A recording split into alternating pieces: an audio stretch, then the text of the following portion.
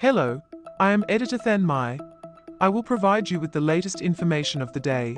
Defense lawyer says there's no evidence Brazil's Bolsonaro tried to carry out coup. Lawyers for Brazil's former president Jair Bolsonaro said in a last-ditch effort to defend him in court Wednesday that there is no evidence he attempted to carry out a coup. On the second day of the verdict and sentencing phase of Bolsonaro's coup trial, lawyer Celso Velarde said that even if his client is accused of involvement in planning a coup, something which the defense doesn't concede, he never went forward with attempting the crime, and therefore shouldn't be punished. Velarde said his position is supported by the fact that Bolsonaro ordered a transition of power after the 2022 presidential election. The right-wing ex-leader is accused of attempting a coup to stay in power despite his defeat in the October 2022 vote to current President Luiz Inácio Lula da Silva. Bolsonaro denies wrongdoing and has repeatedly said the trial is a politically motivated attack. Prosecutors have pointed to evidence that Bolsonaro assembled top cabinet and military officials to discuss issuing an emergency decree aimed at suspending the election outcome in order to investigate alleged voting fraud. But the defense has noted that the decree was never issued. The planning is not the execution.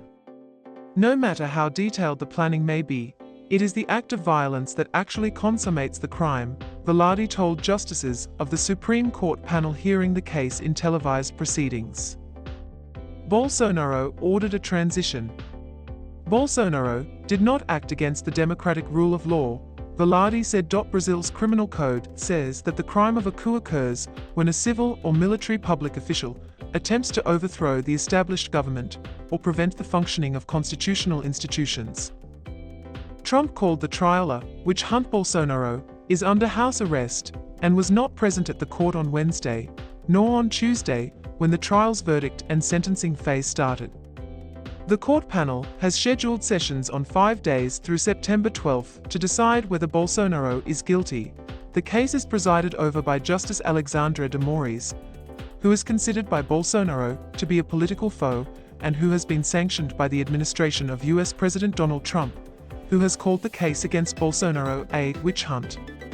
Trump also has directly tied a 50% tariff on Brazilian goods to his allies' judicial situation. De Moraes took an indirect swipe against Trump on Tuesday when he said Brazil's Supreme Court must ignore external pressure. Bolsonaro is charged with 5 counts: attempting to stage a coup, involvement in an armed criminal organization, attempted violent abolition of the democratic rule of law, and 2 counts involving destruction of state property. A guilty verdict on the coup plot charge alone carries a sentence of up to 12 years. Bolsonaro is being tried alongside 7 other close allies on Tuesday. Gonet said the plan to keep Bolsonaro in power also involved several other elements, including previous efforts to sow doubt in Brazil's electronic voting system and a riot by Bolsonaro supporters on January 8, 2023. After Lula was inaugurated. Prosecutors also have alleged that the plot included plans to kill Lula and de Moraes that were codenamed the Green and Yellow Dagger by Bolsonaro associates. There is not a single piece of evidence linking the president to the Green and Yellow Dagger plan, Velarde said on Wednesday.